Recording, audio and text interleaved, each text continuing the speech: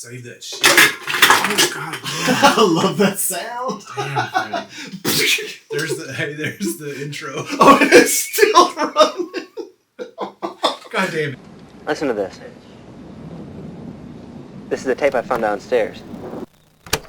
Monster kids are the product of the movies they weren't supposed to watch as kids. They're not horrified or offended by the dismemberment of a female ingenue. Monster kids pull the wings off flies and giggle low in the corner. Monster kids like to drink and talk shit. Monster kids will be the bright, new future of a dying world.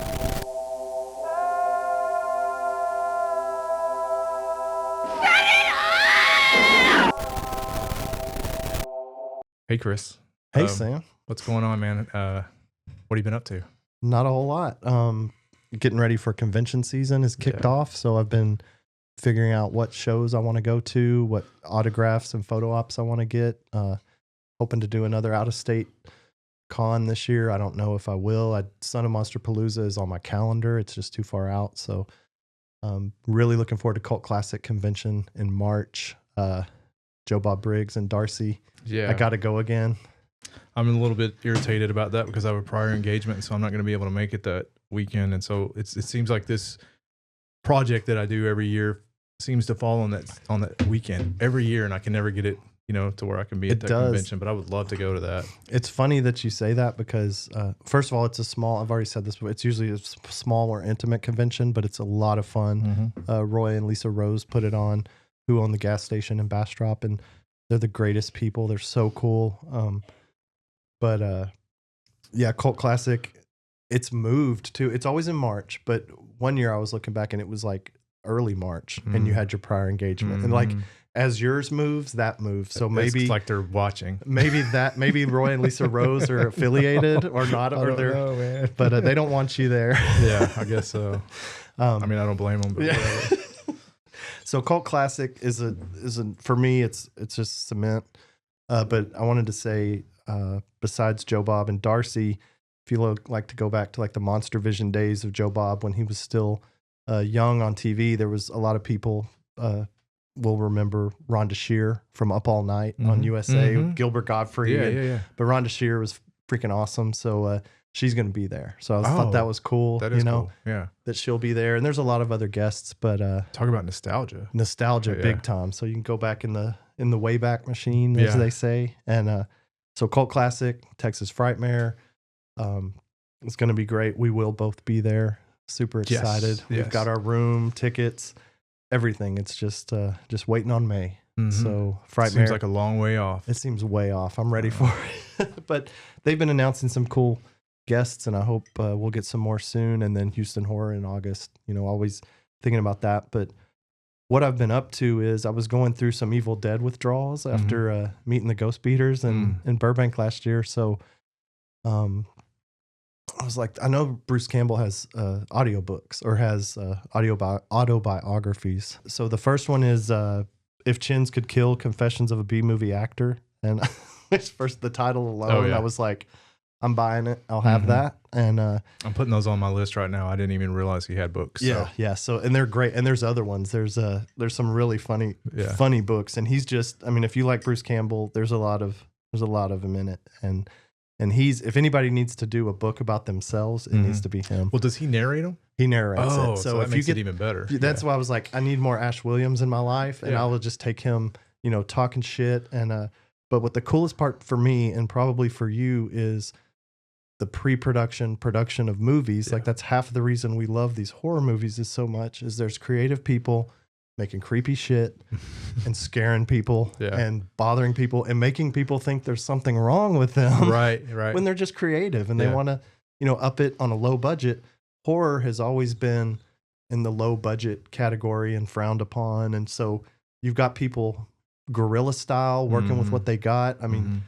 You go in and watch a lot of behind the scenes of how they got those sweeping demon shots. And there's a photo, it gives me chills, of Sam Raimi hanging off the back of a van shooting his yellow car in Evil Dead. And that's it's one of my favorite behind the scenes photos. Yeah.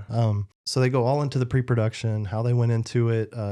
You learn like how hard it was. They filmed in Tennessee, just a couple of friends from Michigan. Like the story is so cool. And I love Ted Raimi and I love Sam Raimi. And just to hear these guys just like, let's go make a movie, and how they got their sponsors and their producers and how they rounded up the money and they would borrow money. I don't want to spoil the book, but so I listened to this book because he narrated it. And then the only downside of this book is that it was recorded in 2002. So it only goes through that much of his career.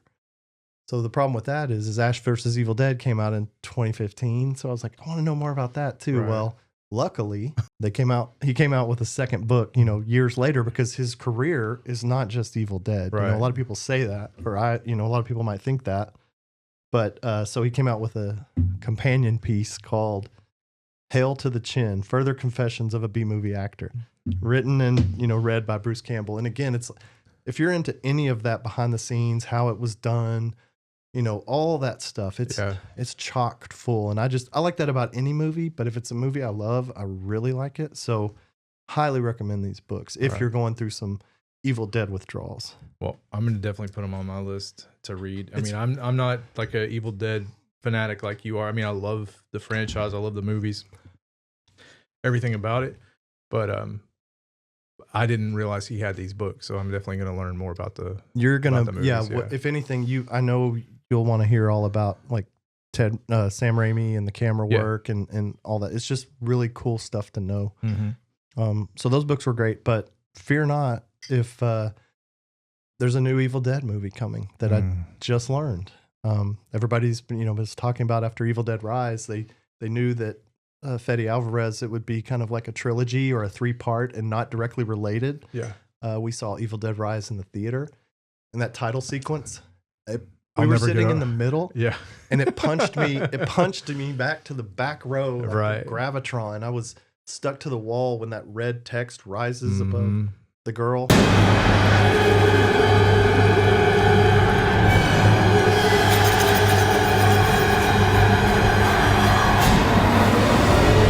You know what I'm talking about. I will never get over that opening. No. I swear to God, man, I think that's probably, to me, is one of the coolest like opening scenes. Like the scene was great, but that title, when it comes up over the trees like that, and just whoever's idea that was, well done. Yeah. At that point, when you're watching the movie, you're like, holy shit, this is about to go down. You know what I mean? I thought I was a pretty creative person. Yeah. But when you get impressed with something, I don't know, it was a title sequence. It was a quick, but my God, how cool. Right. So anyway, we knew hearing after that, because of the way the movie opens and closes, like there's a bookend where you're like, that doesn't have anything to do with Ellie in the apartment. Well, the next movie now, apparently, according to Bloody Disgusting and a couple of other sites I read, all I know is 2026, Evil Dead Burn. Yeah. I'm in. That's all I need. That's all I need. I need a title and a date. I'll be there. Opening day. So we have to go see that. Yeah. I mean, like we say that a lot about, like, we have to go see certain movies in the theater, and then life gets in the way. You don't get a chance to get over it. And it's so dumb because it's not like it's that big of a deal 2 hours to go down to the street, go down the street and watch a movie in the theater. But I don't know. I think it's a lot of excuses we make for ourselves sometimes just because we have so much bullshit in our life. But anyway, that'll be a movie that we have to go see in the theater. Yeah. And I can't wait to see. Like I said, less is more sometimes, and I don't want to know too much. Like, I didn't know a ton about Evil Dead Rise, and I loved it. So I was completely surprised by that movie. Yeah. It didn't make like, there were a few things that kind of tied it back to the original stuff, but like the rest of it was just I felt like it was a pretty original piece myself in the entire movie itself, and updated. Like that. You don't want just a rehash of the people playing different actors playing the same character. Let's move forward. Like even, Bruce Campbell and people have said, like, the story needs to grow and spread. And a lot of people were upset. I saw some early reviews after we watched it, and they said, well, I don't like it because Bruce Campbell wasn't in it. Yeah. Well, dumbass, he kind of is in it because he does the audio recordings on the record. Right. Stupid. What did it too, Not that I knew it at first, but I saw in the credits, I was like, oh yeah, that was. But I mean, if you tie something too much to one character, then you limit the franchise. You limit what can be done with it. Because they're not always going to be around, or maybe they're not able to do a movie anymore, or whatever. And then you can't enjoy other things that people come up with for the storylines, Exactly. Yeah. I do wish they could have gotten season 4 of Evil Dead the way they kind of, they didn't tie a knot. They left it open-ended at the end of season 3, and he comes back in the classic, and it's all, decked out from the future, and it looks like Mad Max or Road Warrior, and he's got the aviator jacket on. Yeah. Like, come on. And we'll never know. Right. No one will ever know. So maybe an animated series or a novelization, I'd read the shit out of it. Oh, yeah, for sure. So that would be cool. Well, I never thought about them doing that, but like a novel series on it, like they've done with Star Wars and all, like a lot of the other, science fiction type stuff where they have these a whole other worlds. Yeah, graphic novel or whatever they want to call it. It's a comic book, but people, I'm reading a graphic novel. You're reading a thick comic book. Yeah, after you turn 15, it becomes a graphic novel. Yeah. I've got graphic novels too. Yeah. So I wanted to talk more about Evil Dead Rise, since we were talking about Evil Dead in the first place, like all the the new movie coming out, and like that was like, to me, one of the best horror movies I've seen in the theater in a long time. Modern day, for sure. Me too. Like, it got me excited about horror again, Yeah. And then we met Ellie. Or Alyssa Sutherland. in Houston. Sweetheart. She was so nice, and like Tall? to see her in real life, and then think about her as that character in Evil Dead. It was like, yeah. all right. And you hear her New Zealand or Australian accent. Yeah. Oh my God. Yeah. Yeah, she was super nice. Yeah. I enjoyed that. That was probably my favorite part of the weekend, is just like getting to watch the interaction, because I was filming while you were meeting her, and taking pictures and everything, and just watching the interaction with her. And she seemed genuine.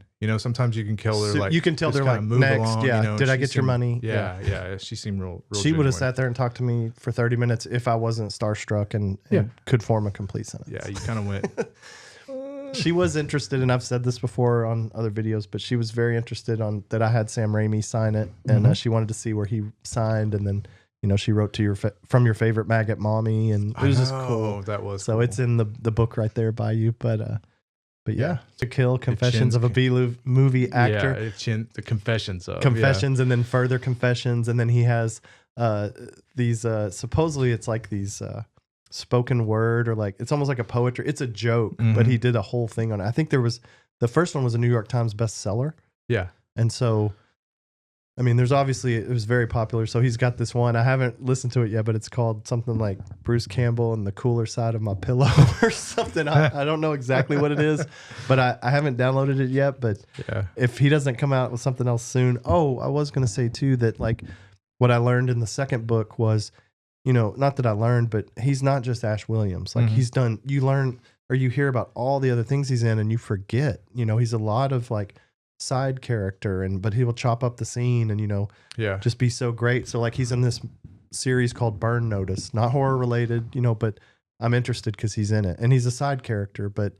And then supposedly that side character gets its own spin-off series. And when I heard that, and he was talking about how that worked and how he negotiated that deal, so cool. And like basically one of the actors, the main actor, got a big raise and he got a little raise, and he was kind of like, that's not cool. And they were like, well, what if we gave you your own series? And he was like, sign me up. I like that idea. Yeah. So that's why I'm going to check out Burn Notice again. Not horror related. Sorry for muddying the waters, but what's the premise behind that show? So Burn Notice looks like it looks like it's and don't murder me in the comments. Don't come for him. Yeah. Don't come for me if I'm wrong, but I feel like it's in Miami, and it's kind of like cops and drug and very like just action and kind of. I mean, Bruce Campbell, that'd be a great. Yeah, like detective. Like I feel like it's that kind of thing. So again, I said I'm fiending for more Bruce Campbell. So Burn Notice sounds like a good place to start. Yeah. But yeah, what do you? Cool to check out. Yeah. So I was just thinking while we were talking about books and like behind the scenes and informational, that maybe a lot of people don't know about these books being out there, but there's one that was written by Gunnar Hansen for Chainsaw. It's Chainsaw Confidential, I believe. Yes. And you told me about it originally.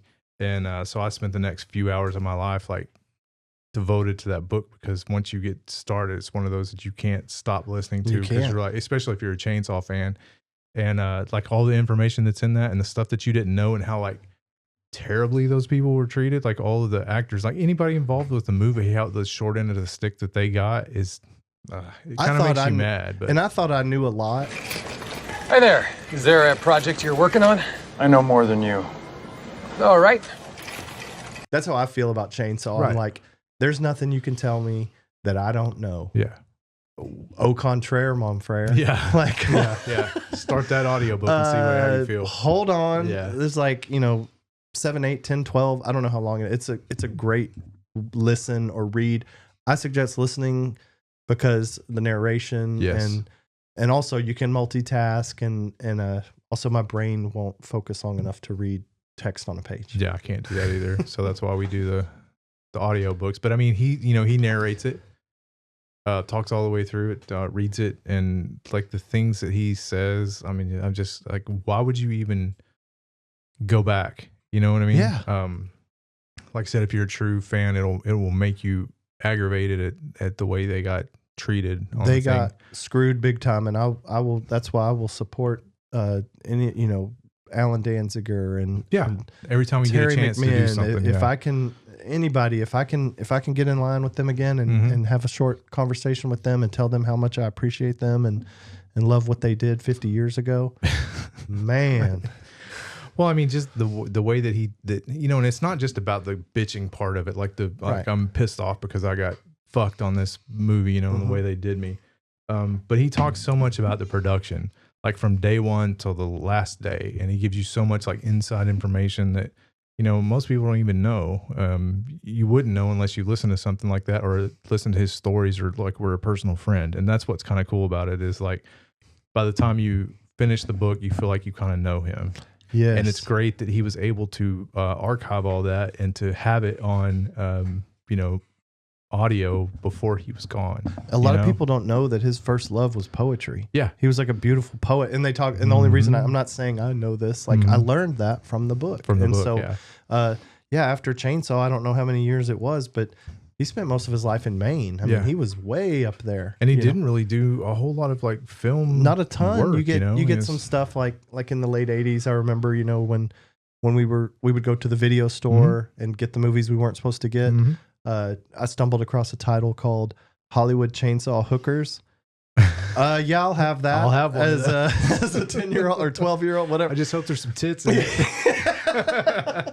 And there's some guy in a demonic robe with a black beard and a chainsaw, and that is Gunnar Hansen. Oh yeah. And so he did, but he did some like I'm kind of tongue in cheek with that one because that was, and even he knows it and talks about how kind of silly and ridiculous, but yeah, he loved poetry and he was a writer, and so if you want to listen to a really good audiobook by a true author, I mean, it's like listening to one of Stephen King write his. I want to hear the person who wrote it because they're going to give you the inflections and you're going to feel what you're not going to get as emotionally involved reading it yourself. Right. Or hearing someone else read it to you. Or a fake AI voice. That I'm out. I've downloaded a couple audiobooks recently. There was one I think I told you about, and it was called Men, Women, and Chainsaws, Gender in the Modern Horror Film by Carol Clover, I think. And super interesting, like, premise. And like just all that kind of behind the scenes of like the genre and the tropes and the final girl and the feminism and the like all the stuff, like amazing information is read by AI voice with no inflection, and there is scary things they talk about. So I was punched out. Yeah. I can't do that. Like if I mean, I would rather just have some scrub come in and read it. Right. Maybe I would keep my interest, but yeah. So that was kind of a bummer. I'd rather have somebody come in and read it and like fuck it up and have to go back and start over and like them actually record that, then listen to that. Whatever. That robot voice is, I just can't. I can't get behind it. Don't get me started on it. That's a just a good book suggestion for anybody. And the idea that he went through basically the rest of his life not doing a ton in film, but he was just like, all right, there's this gardener or this carpenter or this guy, and he's just like living in obscurity basically, doing all these odd jobs or things. and not knowing that this was freaking Leatherface. You know what I mean? Yeah. Like how many people work shoulder to shoulder with this man No and didn't even clue. realize the impact that he made on modern culture. You know what I mean? Absolutely. Yeah. I just thought about Mia Goth. Yeah. So I don't know 100%. I've got to do some more research on this, but I think that Mia Goth was just, you know, like we're huge Mia Goth Yes. fans. And she just like signed to do Bride of Frankenstein. Shut the I front mean, I door. don't quote me on that, but I think that's. I'm quoting you. It better happen. It better happen. I'm gonna beat your ass. But before we edit this and like put it out, I'm gonna double check and make sure. Yeah. But I think she just announced that she's gonna do like Bride of Frankenstein. She's gonna. I mean, like I'm in. I mean, you had me at the wig with the gray streaks. You had and me the be a goth, brother. Oh yeah, you had me at Mia Goth, but wrap her up in bandages and put a streak through her hair. Man. Yeah, I'll have that. Yes, so anyway, that was just my little. I looked down and saw this, and I thought, oh, I better mention that while we're talking. So. Oh yeah. So in the our first episode of Lazer Wagon podcast, we talked about movies that scared us first. The first realization that movies out there that were designed 100% to scare the shit out of you. To scare you, no sleep. Yeah. Maybe wet the bed. Right. And I talked about the movie that got me first was Magic and like the radio ads. Like I didn't even have to see it, but just to hear the radio ads scared me as a child. And the TV ads were basically banned. They said they were just too much for small people, Yeah, they were kids to getting see. parents calling these networks and like, take this off. My kid is mentally freaking messed the fuck up out here, so like get this off the air, Mm-hmm. And I was one of those kids, it's like I've always said that. I always talk about that when people ask me about it. That's the first movie that scared me. And so we decided that we would, give it another go. Like I've seen it, over the years. Throughout the years, it comes and goes. goes. But to me, before you brought it up on that podcast, it was all visuals. I remember they just the creepy dummy. And, I remember the visuals, but I didn't remember a ton about the story. Right. And so when you go back and you watch it now, even though it has a little bit of a cringiness to it, like in parts of it, but I mean, some of it is genius, the way it was, and it was the screenplay was written after the novel, it was a novel. I didn't realize that until we started researching a little bit more. I always thought it was just a movie that some madman came up with and whatever. But to go back and watch it now, it holds up. It does. And if you, there's some, we'll just call it 70s acting in it. I mean, that's how acting was in the 70s. Sure. Like it's a little bit over the top, but not like in the 50s and 60s. Like acting gets more natural and more natural and more natural. So we're in that era of the 70s where the acting is a little bit over the top, but that's why they're actors. And what I thought about, like there was a few times where I was like, I was kind of like, oh my God, but this is a psychological thriller. Right. Like, and this is really good at, I don't know, something about the pacing. And again, it's that Richard Attenborough. He did The Great Escape. He did Gandhi. Like he's also an actor. I mean, it's the old man from Jurassic Park. Yeah. We have a T-Rex. We have a T-Rex. So he's an amazing part of Hollywood. Right. And with Anthony Hopkins, like there was one or two scenes where, his acting, I was like, but you don't get Hannibal Lecter. Love your suit. Without Corky. That's what I was going to say. Yeah. I mean, it's you can tell he's still a little green, Very green. But I mean, I guess we all start somewhere in whatever industry you end up, making your life in. But to watch him interact with the ventriloquist dummy. I know that, and you know that. But all those pissant drones who run the world, they hate us because we're special. They'll put you somewhere deep and lonely. Don't talk that way, please. Cut the migraine shit. Creepy. Back and forth. And I mean, that shows his chops right there. Like he's acting with himself. He's acting against himself. Yeah. I mean, it's an audio track, that he pre-recorded because there's an old clip as we were doing research of him trying to, throw his voice a little, but obviously in the movie, he's talking against his own audio track, like you said, and he's acting against himself. Yeah. Like it's almost like more modern day, like where you see movies where people are supposed to be body double or not body double, but like a thing where it's multiple roles in the same scene. Multiple roles and they're like looking at each other, it's like you see the back of somebody else or whatever. But that's That was the It's part not that was easy. astonishing to me. And like, there's a lot of scenes where they show him up close, and Fats is sitting in the frame with him, Yes. and you hear Fats' dialogue. And if you watch Anthony Hopkins, even though he's not actually doing the voice, he's moving. He's moving. You can his barely lips. see like just a small amount of movement in his mouth. That like, so he's mimicking the idea of being a ventriloquist. Yes. And I just, man, it's brilliant. It's really good. I don't know. I mean, it's still a scary ass movie. I don't care. I mean, Yeah. there's like some scenes in it where they show Fats's face up close. I don't want to give too much away if somebody hasn't seen it, but hey, spoiler alert! It's like Yeah. 50 years old, 40 years old. So, but yeah, I was gonna say that too about a spoiler alert but the ending, like how it ends, like it. I mean, it takes you on a little turn, Yeah. and you're kind of not sure for a minute how it's going to end, and the kind of the roles reverse between the dummy and like Corky and Fats kind of start.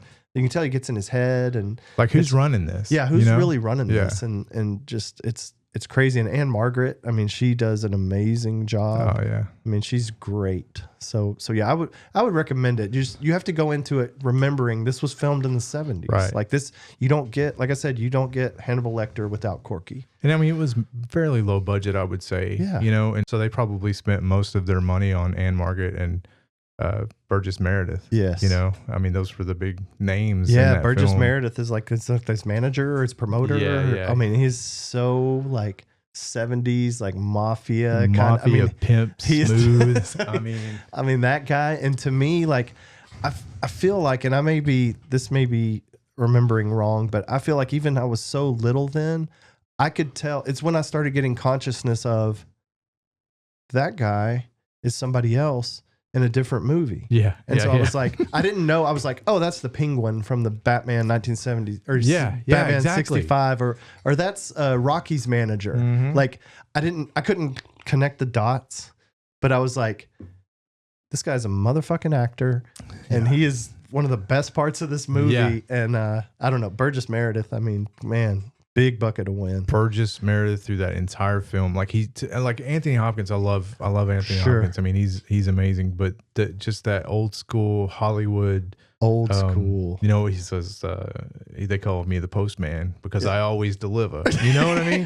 What did he say about the rolls? Oh yeah, like in the beginning when he throws his keys to the valet and he goes, "Only a rolls man should touch a rolls," you know, and just stuff like that. He's just fucking amazing. And you know, you look at what is it, Grumpy Old Men that he was in? Yes, and Margaret again. Yeah, I mean, and that's how Margaret cool again. that they teamed up. Yeah, but you don't think about him being, because he plays an old geezer in that, and then all of a Yeah. sudden he's this pimp guy driving around in a Rolls Royce that Yes. like pretty much owns, you know, runs Hollywood at that point. Right. You know, like is a make or break kind of thing if you work with this guy. And I Yeah. don't know, it's just cool. He was just, to me, like like I said, I'm a big fan of Anthony Hopkins, but Burgess Meredith in that film just was the best part for me. Top notch. Yeah. And like I said, I don't want to go too far into the ending, but you get a few twists and turns where you're Yeah. like, oh, this is gonna happen. Oh, this is gonna. Oh, shit.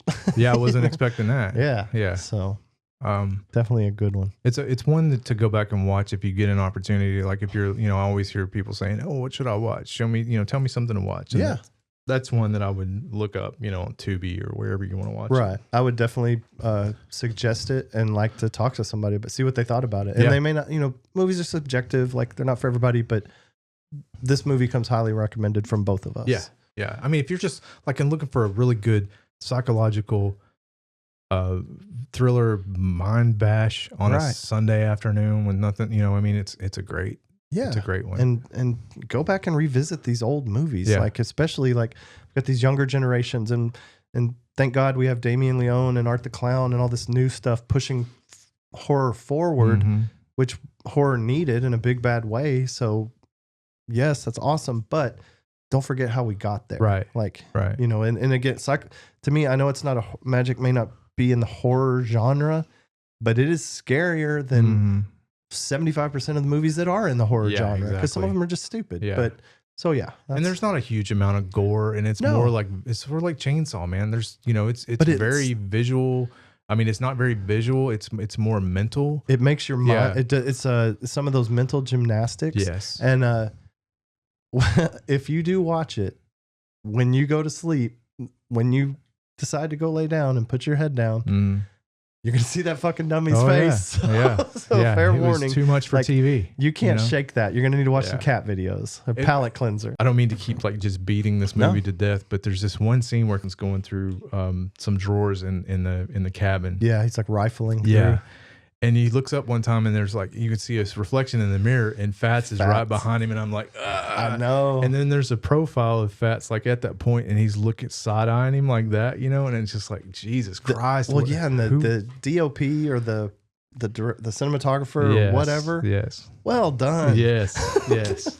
So good. 100%. And then there's a scene at the very beginning of the movie, like right as he goes to New York, and there's this, and this is not horror at all, but there's this one scene of the New York street in New York with like 6 lanes of traffic and all these people and hustle bustle, and the way that scene is framed, it's freaking beautiful. So Like if it was a photograph, I would want to buy it and put it on my wall. Yeah, You know what I mean? absolutely. Yeah. So anyway, it's a great movie.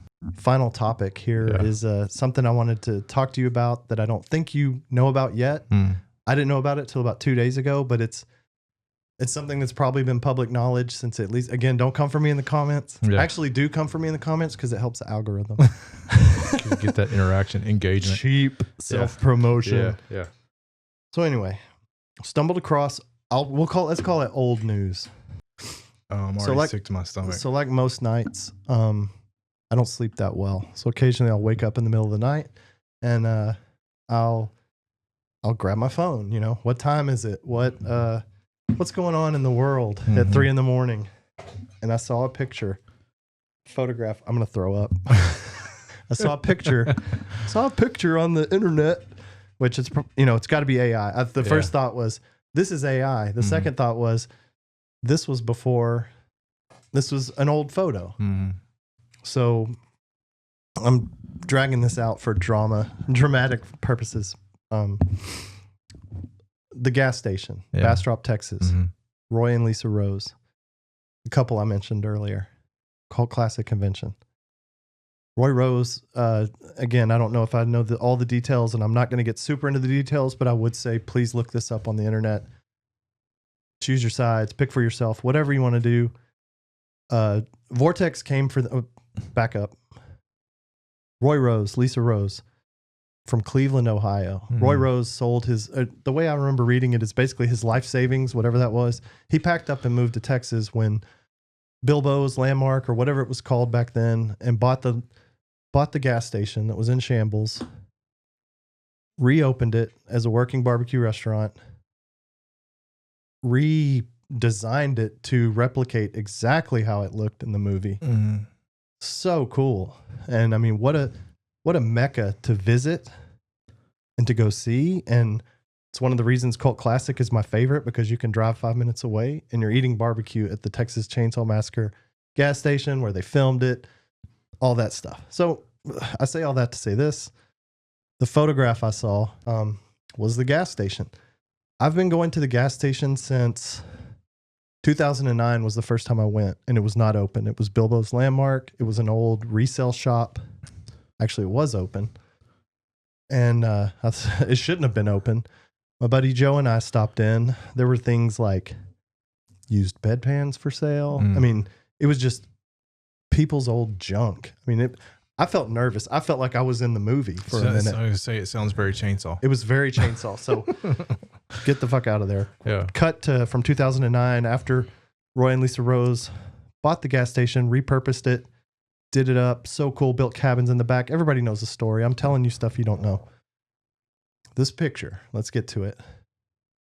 This photograph is the gas station.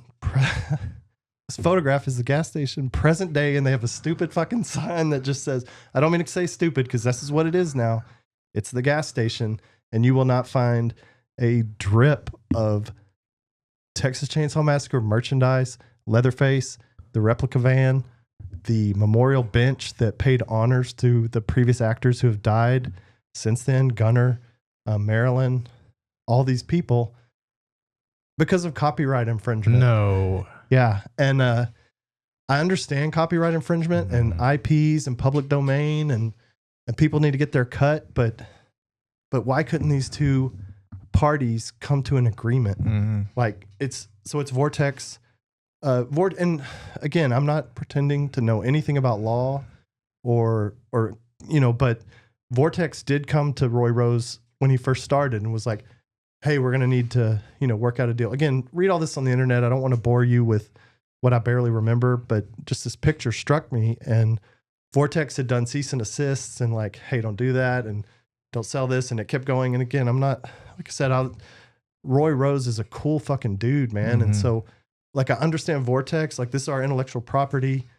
I just wish they could have come to an agreement because my God, if you have not been there, if you never made it there when it looked just like it did in the movie, how sad. Right. Like for everyone, like Vortex, like why can't Vortex just have 30% or why, and they tried to make it work, but I'm like, how could y'all not make that work? Right. Or buy it off of them or, I don't know, man. Like I said, I'm not trying to pick sides, but Roy Rose is a cool motherfucker and Vortex, and I get it. And we go back to how fucked everyone got in the beginning. Yes. So yeah, but you're still getting hammered. They're still getting bent over and banged. Yeah.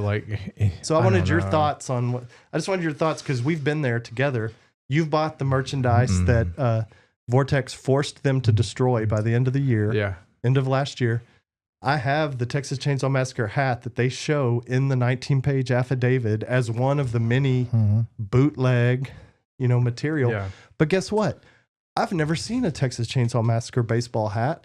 So fuck yeah, I'm buying it. Right. And it's like, if they can't make it, then y'all make it. Right. Somebody make it. Somebody There's a make it. need for that. And I know there's also people who do have the licenses for Texas Chainsaw Massacre, and that's great too. And I love their merchandise, but I don't know. I'm not trying to get on. It's just I'm so passionate about filming locations. And you take my favorite horror movie and you build it up and make it look like it did in the 70s, and then you fucking take it away. Right. Come on. I mean, how dumb. That is dumb. So I don't know. I just want to get your thoughts on that. Well, first of all, I'm thinking about the time that I went and bought a Leatherface Christmas ornament that hangs on my tree to this. I'm not a huge Christmas fan. Right. But Leatherface is on a Christmas He tree. goes My wife right next always to puts baby it, Jesus. Yeah, puts it right around the back of the tree where nobody sees it, but he's there. You know what He's I mean? like when those people hide the pickle or whatever that weird thing is on a tree. Jesus Christ, man, that's insane. Yeah, I just wanted to know what you thought about that. Especially with everything, like all of the hype that's been around Chainsaw in the last couple of years with it coming up on the 50th anniversary, and then I don't know. I don't know. I'm kind of speechless. Thanks for not telling me about this before we started recording, because I'd still kind of be out in space about it, but that's fucking nuts. So it won't ever look like it did the last time you were there is basically how I'm looking at it, So what we've done here is we've taken corporate greed and destroyed art. Yeah. That's all that's happened. Right. Because somebody didn't get a paycheck. Now all of the art, all of the blood, sweat, and tears. I hate to, say that, but it's the truth. But the fans lose. It's the only one that loses. The estates lose. The IP loses. I'm sorry, it loses. Yeah. Like I could go on I know you're tired of hearing it, but don't get me started on the Texas Chainsaw Massacre video game and how they won't, it's all that IP stuff. Right. And I don't understand why you would piss all that away and be like, no. Taking all my toys and I'm going home, right. or whatever. That's what it sounds like. But this is why I stress so much about if you're into filming locations and you want to see where something was shot and it was done 50 years ago, you better fucking go today, because it's not going to be there. No. Now the positive, this is a silver lining I see, is I noticed, and I had to go backwards because I started reading the comments. When I saw that photo, I was like, this is right before he bought it. I was like, cool. Somebody posted a picture right when he bought it, and Roy had not started the renovation. No, this is new. And people were like, what the hell? And all, all this stuff. And again, it's like, I know there's a lot of stuff in it, but everybody loses. But the silver lining here is I've noticed since August, because they said it had to be done by the end of the year. But the sign and everything changed. Like the Coca-Cola was gone, the We Slaughter barbecue, the chair, the bucket, the memorial bench. They said that's got to go. Yeah. That's honoring that. They said that's merchandise. No, it's not for sale. It's not for sale. It's a fucking tombstone for everyone that's dead. Jim Seidel, Marilyn Burns, the fucking window washer, Gunnar Hansen. Like, other people, and there were empty spots, which is kind of like when you're in it's a downer, but it's like Alan's got a spot. Yeah. You know, Yeah. Jerry's got a spot. Where's the fucking bench at? You know? Yeah. Where did that even go? I'm sure it's in Roy's garage, and he makes him sick every time he sees it. You God, know? man, that's What a dumb thing. that's fucking heartbreaking. So I don't know. I hope, you know, maybe people will. I mean, that's like going out to Gunnar Hansen's grave, and if he had a chainsaw on his headstone, they would take that away. Yeah, they go, no, this is tacky. You can't look at that. Yeah. Yeah. So I don't know. It's crazy, very man. disgraceful, and like I think you said it with 2 words. You said corporate greed, and Mm-hmm. it's just a bigger thing. I wish there was a way for these companies to not just care about the money to the point of where I don't know. I don't know where right. I don't have a soapbox, but I'm very upset that this happened. I'm very upset at the way I found out. Yeah. Which was like 4 months late. Like, Mm-hmm. so then I started like walking backwards in social media, and I realized like when they started having more people that weren't not necessarily even, maybe it wasn't a horror movie, maybe it was a pop culture movie.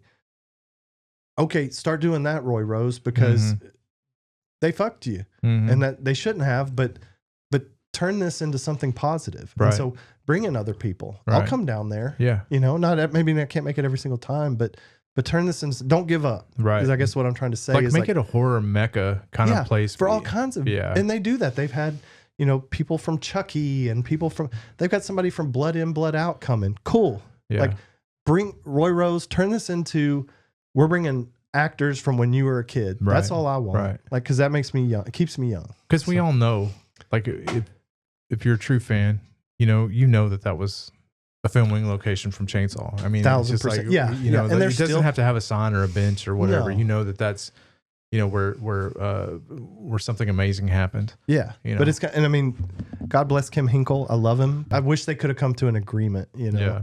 I mean, I understand, but at the same time, everybody loses. Like nobody Yeah, wins. everybody out of this. loses. The fans lose for sure. And one other thing I wanted to just bring up real quick was about 2 cult classics ago, Roy or someone was promoting that the truck from Texas Chainsaw 2 was going to be there. So I think it was 2 cult classics ago, they were talking about how the truck from Chainsaw 2 was going to be at Cult Classic as a photo op. Well, it just never was there. And I was like, that's weird. Well, this lawsuit has been going on. And so I think it was in 2020 where Vortex came to Cult Classic, you know, undercover. They just showed up because they've been having these discussions, and they went and saw the merchandise, and they showed the hat that I bought, you know, that I own. They showed that was for sale. And they were just showing examples in the 19-page legal affidavit. You can search Vortex plus Texas Gas Station if you want to read all about this, because like I said, I'm probably remembering stuff wrong, but yeah, so that truck was supposed to be there and it was never there, and nobody even said anything about it. And I just kind of let that go. But then the next year they said, we found the Black Maria, the actual truck, the fucking truck that ran over Ed Neal. Yeah. Yes. Yeah. And it was in a barn in San Marcos, rotted to shit. And like, I don't even know if the person that had it in that barn knew what it was. Right. But Roy and company got a hold of it and was going to start a Kickstarter. And you can find that Kickstarter. And I was going to throw some money on it, but it's canceled. It's defunct now. What a waste, man. They could totally have that truck as a photo op. Yeah. You know? And I mean, how many, again, it goes back to the estates. Yeah. You know, all the people that you know, it's like everybody gets so wrapped up in the idea of like the corporate part of it. What about the people, like the families afterwards that deserve something That from definitely that? You know deserve what I mean? it. That's, Yeah. you know, that's Gunner's legacy. Right. You know? Yeah. How selfish. Yeah, exactly. How selfish. Exactly. I mean, all the things that they could be doing, you know, like, you know, make a fair deal for everybody. right. You know? Yeah. Like I'm saying, I'm not saying like either side should have it all, but why couldn't there be, I mean, and I don't think 50-50, like I said, I don't know what's fair. Right. Like I'm not trying to say what's fair, but why couldn't you come to an agreement? Yeah. Like how, I don't know. I just, Man, I was, like you said, I was speechless. Yeah, I'm speechless and kind of heartbroken over it. If you don't want to, I mean, I'm going to have to take some time to process this for sure. Yeah. Thanks, Chris. Yeah. Thanks God damn it. Bummer. Yeah. What a fucking downer. Yeah, right. Anyway, Well, I guess that's a good way to end it. Or Yeah. any closing words or Well, I just in wanted memoriam to, of the gas station? Yeah, no shit. Like, I think we should just leave. Can you give us a palate cleanser? I don't know. I don't think there is one. I think we just kind of gotta leave that where it's at. Yeah, and I'm just gonna leave that right there, and y'all can all do as you will. Right. Let's get some comments about it. If Please, our information is wrong, somebody correct us. Yeah, absolutely. Yeah. Like I would never say, please fact check the fuck out of it. Right. But and just look at it, and if you've never been able to see the gas station as it looked in the movie, I hate that. I apologize for you. And but things like this, like we've talked about too, the Crawford Mill from the 2003 remake, just outside of Georgetown, that's all fenced the hell off. Like you can't get close. Thank God we were able to get there and get some photography and stuff before. But we had talked about doing more filming locations and going back to Wahlberg and going back to the gas station. And we said, we know everybody's done a filming location for the gas station, but I watch every single one of them. Right. Because it's the gas time. station and it looks just like the movie. Mm-hmm. You know, and sometimes these things happen where they build a replica of something somewhere else where it didn't happen. And that's so cool. Yeah. That's hollowed ground. Right. That's where Toby Hooper was walking around, Gunnar Hansen, right. Jim Sideout. The idea of like even the house. Okay, the house is incredible, but it's not in the place where it was. 2 freaking hours away. So it does that to me. It takes a little bit out of me because when I see that high rise and like I talked about on Quick Hill Road, like that's another one. I'm just saying, go to your filming locations. It doesn't have to be horror movies. Right. Go if you like romantic comedies, if you like action movies. If you like filming locations, go see it before it's going to get flattened. It's going to get lawsuited. Or covered up. Like something's going to happen to it. So there's going to be a apartment complex on top of it. Stupid. Or manufacturing plant. Or Dollar General. Dollar General. God damn it. Stupid. This is not sponsored by Dollar General. I saw something the other day. It was... Are we recording again? Sorry. Yes. Okay. Speaking of Dollar General, it was the photo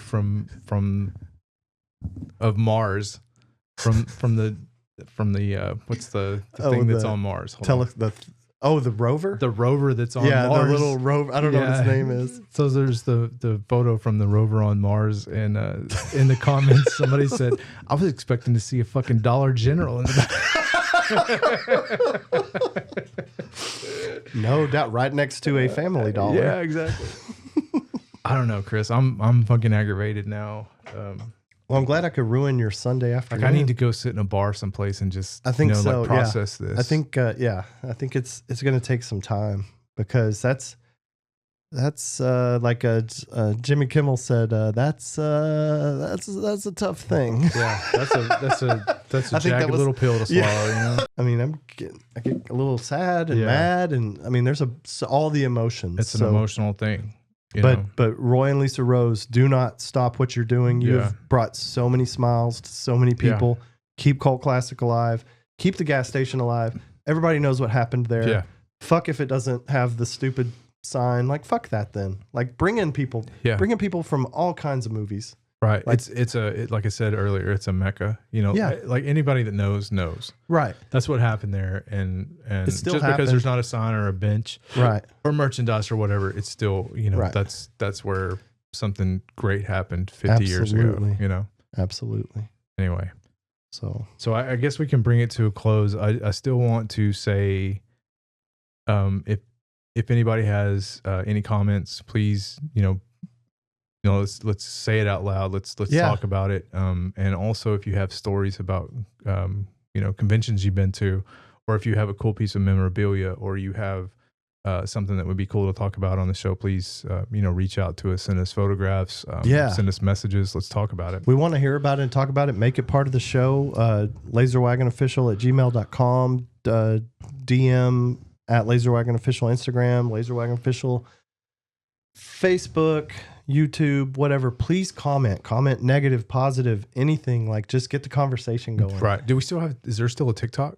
There is still a TikTok. Yeah. So we thought TikTok was gone and now it's back. So tell us where we need to be promoting most. Like Yeah. we just need to be on all of them. Yeah, So, and we'll try to be better about getting some more things out there and more content and all of those things. But Yes. thanks for watching and being a part of it. And you're goddamn right, Laser Wagon. you're goddamn right. Thanks, man. See ya. Appreciate you. Monster kids make pretty pictures of ugly things and write pretty words about awful sing-song discordant notes and vomit when they drink too much.